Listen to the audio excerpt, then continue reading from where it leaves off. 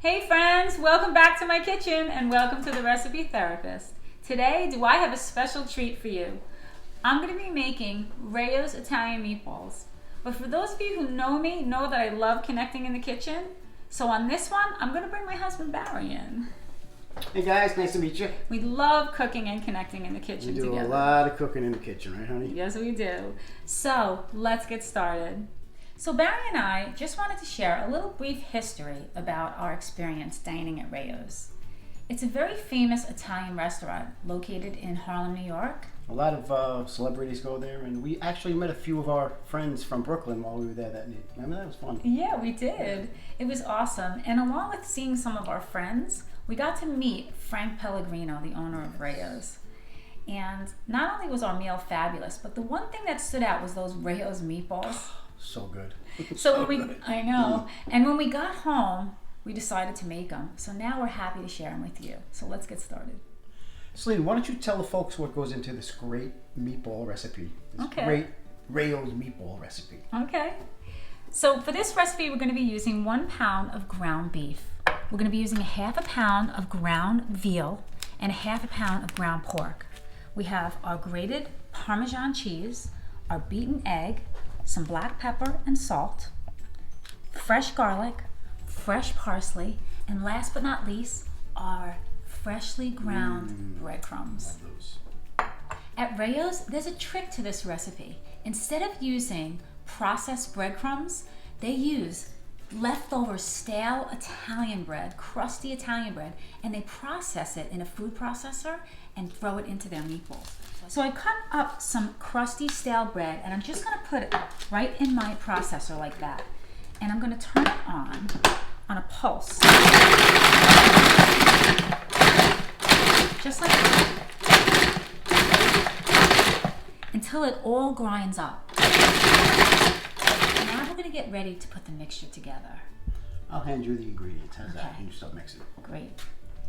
So we have our ground beef, our ground pork, our ground veal, our grated cheese, our beaten egg. Let me get that all out. Our pepper, salt, fresh parsley. Get that all out. Our fresh garlic. And I'm just going to take my hands and I'm going to start mixing this together. And then we're going to come back and we're going to add our water and our breadcrumbs slowly to the mixture. So as you can see, I didn't overmix the meatball mixture because it does make a very tough meatball. And now we're ready to add our fresh breadcrumbs and our lukewarm water a little bit at a time. So what I'm going to do is I'm just going to pour all the breadcrumbs in there.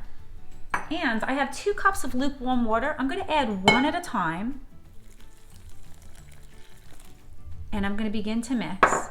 And then I'm going to add the other cup right after that.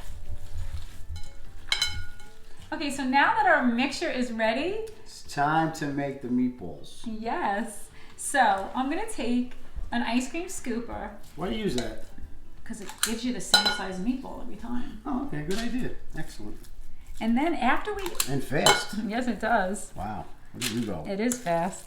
And then after this, we're going to get ready to fry our meatballs. Awesome. I'm hungry.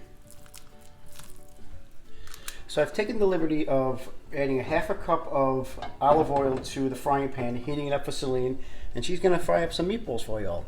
Okay, so I'm going to take the meatball, and I'm just going to start lining the pan, and you can see that it's sizzling up really nicely. I'm going to fill the whole pan, and I'm going to let the meatballs fry up for about 2 to 3 minutes till they're slightly brown on one side, and then I'm going to flip them,